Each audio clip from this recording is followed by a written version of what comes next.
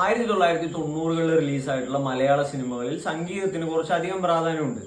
അത്തരത്തിലൊരു സിനിമയാണ് 1990-ൽ റിലീസായിട്ടുള്ള His Highness Abdullah. K J യേശുദാസും എം ജി ശ്രീകുമാറും എല്ലാം പിന്നണി ഗാനം ആലപിച്ച് രവീന്ദ്ര മാഷി സംഗീത സംവിധാനം നൽകിയിട്ടുള്ള കുറച്ചധികം നല്ല പാട്ടുകളുള്ള ഒരു സിനിമയാണ് ഹിസ് ഹൈനസ് അബ്ദുള്ള. ആ സിനിമയിലെ നാദരൂപിണി എന്ന് പറയുന്ന ഗാനം ആലപിച്ചതിന് 1990-ലെ മികച്ച പിന്നണി ഗായകനുള്ള ദേശീയ അവാർഡ് എം ജി ശ്രീകുമാർ തേടിയെത്തുന്നുണ്ട്. അന്ന് നാദരൂപിണി അന്ന് പിന്തള്ളിയത് പ്രമദവനം വീണ്ടും, അതുപോലെ ദേവസഭാതലം, അത്ര എപ്പിക്കായിട്ടുള്ള പാട്ടുകളൊക്കെയാണ്. കാരണം കുറച്ചധികം ഡിഫിക്കൽട്ടാണ് നാദരൂപിണി എന്ന് പറയുന്ന പാട്ട് പാടുന്നതിന്.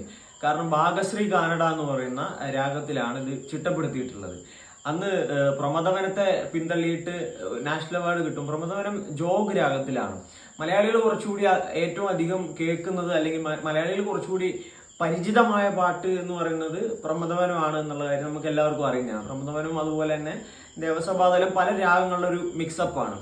അപ്പോൾ അന്ന് ഈ പറയുന്ന പാട്ടുകളൊക്കെ പിന്തള്ളി നാദരൂപിണി നാഷണൽ അവാർഡ് നേടുന്നു എന്നുള്ളത് തന്നെ ആ ഒരു പാട്ട് എത്രത്തോളം ക്വാളിറ്റി ഉണ്ട് എന്നുള്ളതിന്റെ ഒരു ഉദാഹരണമാണ്. കാരണം അതിന്റെ അനുപല്ലവിയൊക്കെ ആരംഭിച്ച് അത് പിന്നീട് ചരണത്തിലേക്ക് പോകുന്ന സമയത്തൊക്കെ സ്വരങ്ങളുടെ ഒരു വലിയൊരു ഇതാണ്. മദഗമരിഗ സരിനി സരിഗ രിഗ സരിനി സദനി മദനി സനാദരൂപിണി ഗരി സനി ധനി ധ മഗ മദ ധനി രി സ ഗരി സരി സനി സനി ധ ഗരി സനി ധരി സനി ധ പ. ഇങ്ങനെ അങ്ങ് വളരെ സ്പീഡിന് പോകുന്ന ഒരു പാട്ടാണ് നാദരൂപിണി. അതുപോലെ തന്നെ വളരെ നല്ലൊരു പാട്ട് തന്നെയാണ് പ്രമദവനും ജോഗ് രാഗത്തിൽ.